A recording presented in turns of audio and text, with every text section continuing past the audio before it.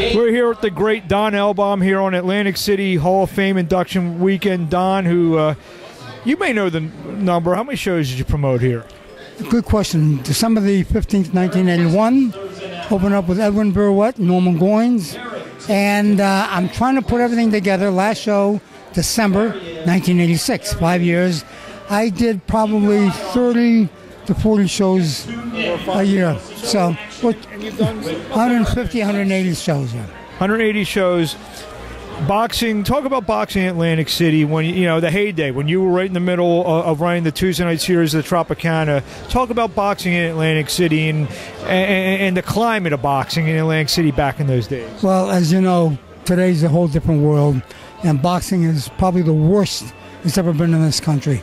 1981, when we started, it was just incredible. The Tuesday night fights sold out every single week, and the great thing with a casino is the word drop, which you know, which means how much money is gambled.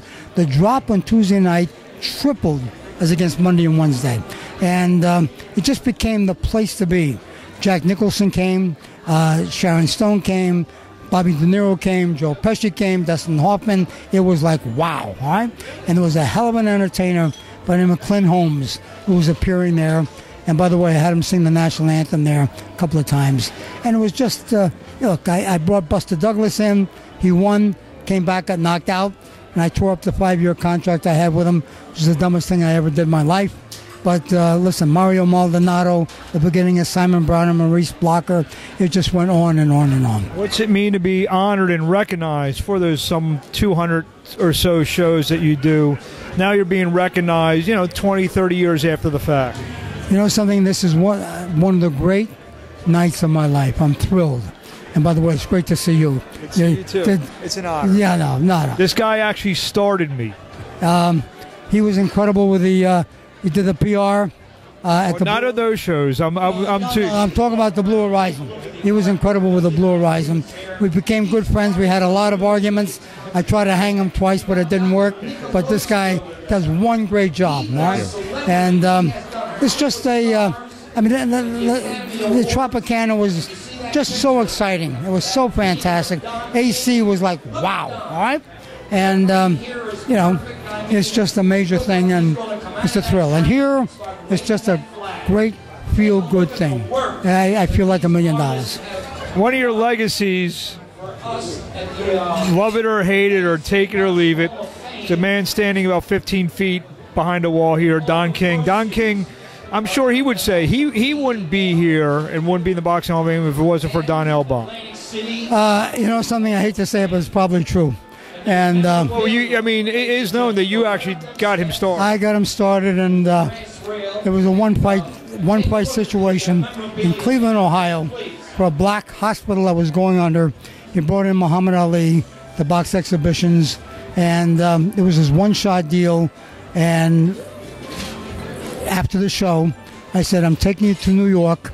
I want you to meet Teddy Bernard, the guard, and Harry Marston, the promoter. I want to take you to meet Jimmy Cannon at the newspapers and etc. He said, Don, what are you talking about? He said, this is it. He said, I'm black. I said, don't ever talk to me like that again. And I took my finger, I put it in his chest. I said, don't ever say that to me again. Don, this is America. Do you understand? All of a sudden he said, America. Maybe only in America. And that's where it started. So, I should get paid every time he says it. State of the game now, you said it's not where we used to be. What can boxing do, or what change would you like to see happen to where maybe it would get back to at least on the way to where it used to be, in your opinion? Well, number one, you need heavyweights, American heavyweights. All right. Well, we got one now, Deontay Wilder. Yeah.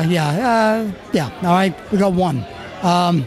By the way, Luis Ortiz, I think, is the best heavyweight. I think he'd beat Joshua. Great fight, though. There's got to be someone that's got to come back and start putting on shows, develop talent, all right? Not that you don't need TV, but you got to get promoters in here to go around certain parts of the country, northeast, southwest, and start developing fighters. And this can come back. And believe me, boxing will never die, and sooner or later it's going to happen again. I think everything's cyclical. Everything comes back around. Well, anything you want to say, maybe to tie a bow on all this whole weekend? Just your final thought on all this. Just again, this is just one of the great, fantastic weekends of my life, and I've had some great weekends, by the way. And it's just a pleasure. Some of them lasted a month. You're right. But it's just a thrill. And to be inducted with, listen, Russell Peltz, who, by the way, babysat me when I was 3 years old. And, even... I don't know about that. No, I do. Everyone knows you promoted Kane versus Abel. So. No. I was there, but I was too young to know. It's just a great night. It's a great night, and it's an honor. And it's a thrill. And it's great to see you, as always. You too. Well, we thank you, Don, and thank you for all the great nights, great fights. Hopefully some more, and we'll talk to you soon. Okay, thank you.